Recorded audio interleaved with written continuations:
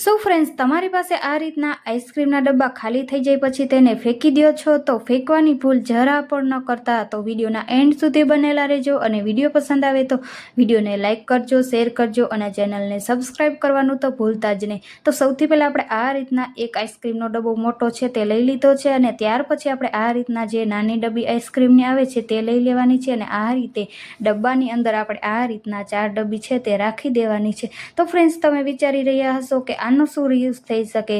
આનો યુઝ તો લેડીઝોને ખૂબ જ ઉપયોગી કામમાં આવવાની છે। આ રીતે તમે તમારા રસોડાની વસ્તુ છે તે રાખી શકો છો। રાઈ, જીરું, ધાણા જીરું પાવડર, હળદર, હિંગ, કોઈ પણ વસ્તુ તમને આમાં ગમે તે રાખી શકો છો અને આ રીતે તમે મસાલિયા તરીકે તમે આ ડબ્બાનો યુઝ કરી શકો છો। તો તમે જોઈ શકો છો આ રીતના આપણે ઢાંકણ પેક કરી દીધું છે જેથી કરીને વસ્તુ છે તે ઢોળાશે પણ નહીં અને સરસ એવી આપણે આમાં વસ્તુ રાખી શકીએ છીએ।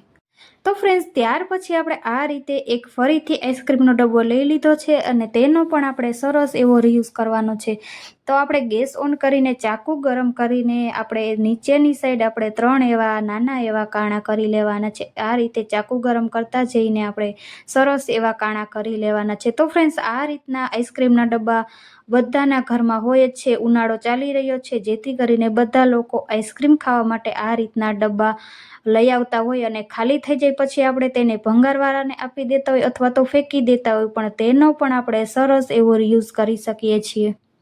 તો ફ્રેન્ડ્સ, તમને આઈડિયા જરા પણ યુઝફુલ લાગે તો ચેનલને સબસ્ક્રાઈબ કરજો અને તમારા ફ્રેન્ડ્સ અને ફેમિલી મેમ્બરમાં જરૂર શેર કરજો જેથી કરીને તે લોકો પણ આ રીતના આઈસ્ક્રીમના ડબ્બામાંથી સરસ એવો રીયુઝ કરી શકે। તો તમે જોઈ શકો છો આ રીતના આપણે ચાકુ ગરમ કરતા જઈને આપણે સરસ એવા આ રીતના 3 એવા કાણા કરી લેવાના છે। તો ફ્રેન્ડ્સ, તમે વિચારી રહ્યા હશો કે આનો શું રીયુઝ થઈ શકે। તો તમે જોઈ શકો છો આ રીતના આપણે ટૂથબ્રશ છે તે આમાં રાખી દેવાના છે જેથી કરીને આપણે સરસ એવા આ રીતના ટૂથબ્રશ છે તે સાચવીને રાખી શકીએ। તો તમે જોઈ શકો છો આ રીતના આપણે 3 એવા ટૂથબ્રશ છે તે આ રીતે રાખી દીધા છે અને ત્યાર પછી આપણે આ રીતે આમાં કોલગેટને પણ આમાં રાખી દેવાની છે અને ઢાંકણ પેક કરીને આપણે બાથરૂમમાં સરસ એવું તેને સાચવીને રાખી શકીએ છીએ।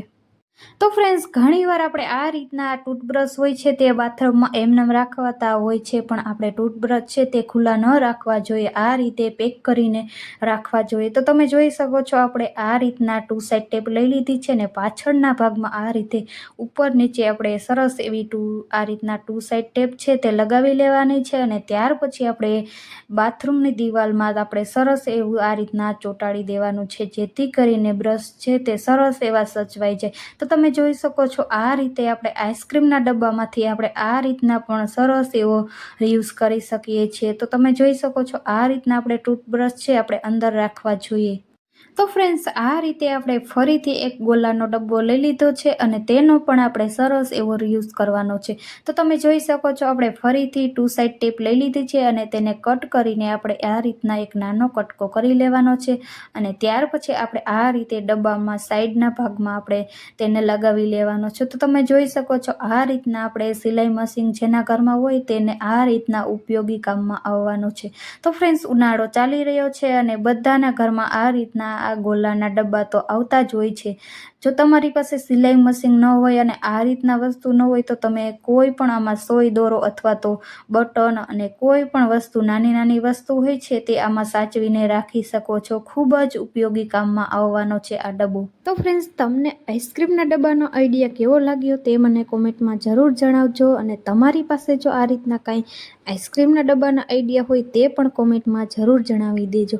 તો તમે જોઈ શકો છો આ રીતે આપણે ગોલાના ડબ્બામાં આ રીતે નાની વસ્તુને સંભાળીને રાખી શકીએ છીએ।